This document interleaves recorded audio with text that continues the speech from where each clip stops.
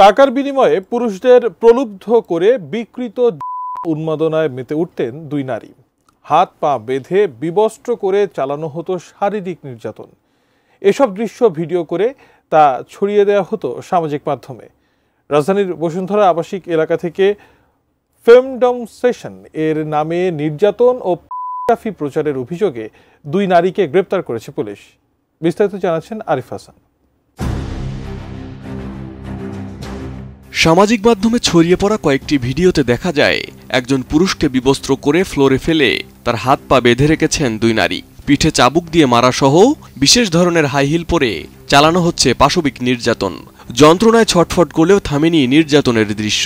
ভুক্তভোগীর আত্মচিৎকারেও থামছে না নির্যাতন।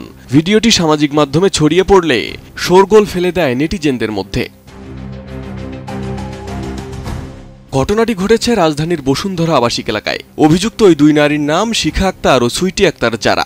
বৃহস্পতিবার দিবাগত রাত ৩টায় বসুন্ধরা আবাসিক এলাকার জি ব্লকের একটি ফ্ল্যাটে অভিযান চালিয়ে ফেমডম সেশনের নামে বিকৃত যৌন নির্যাতন ও পর্নোগ্রাফি প্রচারের অভিযোগে তাদের গ্রেপ্তার করা হয়। অভিযানের সময় তাদের হেফাজত থেকে উদ্ধার করা হয় বিকৃত যৌন নির্যাতনে ব্যবহৃত একটি চাবুক, বিশেষ ধরনের পোশাক, হাই হিল বুট ও একাধিক মোবাইল ফোন।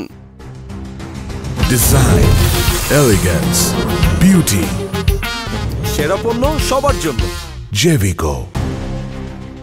ভাটারা থানা সূত্রে জানা যায়, বাদী মোহাম্মদ আবদুল্লাহ নামের একজন ব্যক্তি ২৯ এপ্রিল ফেসবুকের একটি অ্যাকাউন্টে প্রবেশ করে দেখতে পান সেখানে পুরুষদের বিবস্ত্র করে শারীরিক নির্যাতনের ভিডিও প্রচার করা হচ্ছে।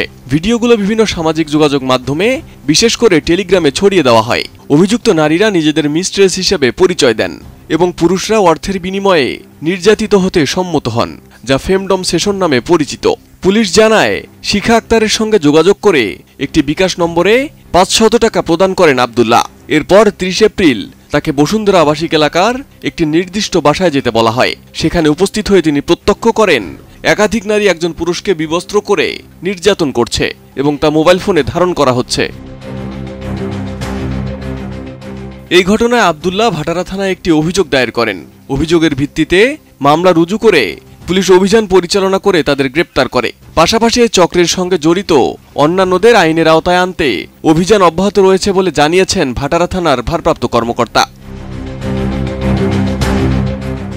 Arif Hasan, ATN news, Dhaka.